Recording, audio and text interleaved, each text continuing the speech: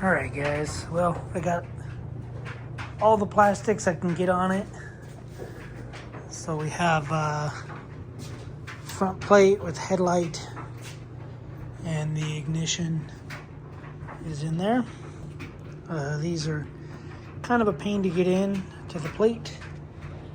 The holes seem a little tighter, but that might be better.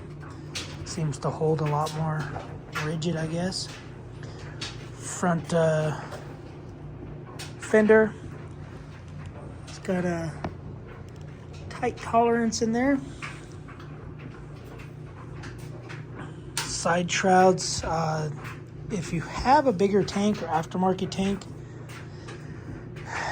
they're not going to fit stock.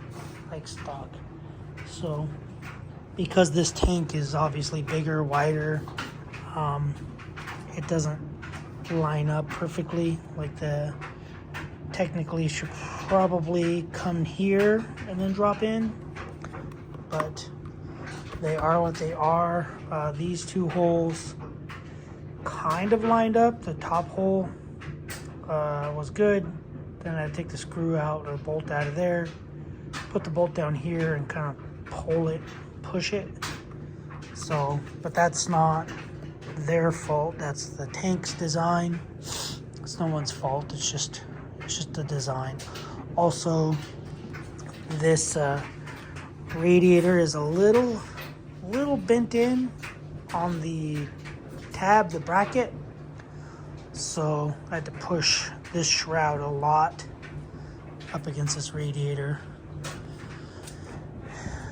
Turns out, when you order a whole kit from UFO, you get rear fender, shrouds, front fender, fork guards, which I didn't put on yet, number plate, and that's it. So these side pieces, this number plate piece is the whole airbox. So for $15, I don't know. I don't think these, I think these are complete plastics, rear fender, number plates. They're all separate on the 17 and newer, but the 15, in order to replace these, it's the whole airbox. They do have these separate. Found those on a link. But rear fender, pain in the butt. Worst rear fender I've ever had to try to put on. Not UFO's problem. It's just the design of the bike. So yeah, this you have to buy this piece separate.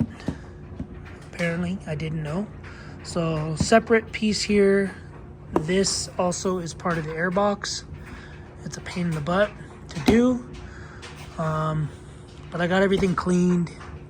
Wiring was kind of a mess. And this here, did not know that this was supposed to come out. So this is your seat bolt. And then there's like a little insert in here, and it's got a nut on the top. So, but yeah, you can see this here is part of the airbox. This is all part of the airbox as well. You see it's all molded. So anyway, that was fun. I was on the phone. I guess I'm gonna go with my buddy to go pick up 2014. And yeah, so I don't know if I'm gonna order these pieces here. I don't know if I'm gonna order this. If he orders a graphics kit for his new bike, or not a graphics kit, but a plastic kit for his new bike, then I might have him order these for me, because they come all the way from Italy. So I think if you spend $200, you get free shipping. Anything under that, shipping's kind of expensive. So, but yeah, that's the 15 with UFO white plastics. I like the UFO plastics. I wish KTM would design them different. It would be nice if there was an option for bigger tanks. If UFO, they'd have to have a bunch. You'd have to have the Chirby's tank, the IMS tank.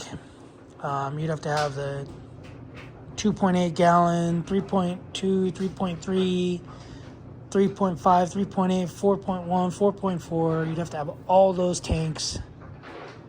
So, but it'd be nice to have that option to say, hey, I have an IMS 3.3 gallon tank, and then they just extend those a little bit. But that's stuff they could work on, maybe. I don't know.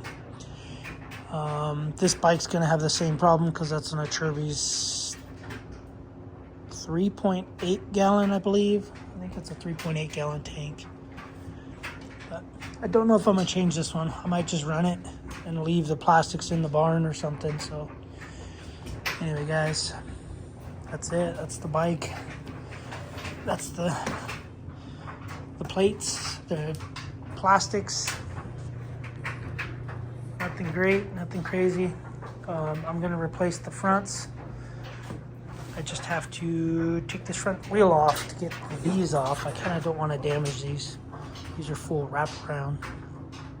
So I'll take the wheel off, pull those off, and then stick the aftermarket ones on there. Anyway, let me know what you guys think. But I gotta get ready to go for a long drive. Alright, see you guys on the next video. Thanks for watching. Subscribe, comment, do what you guys do. Later.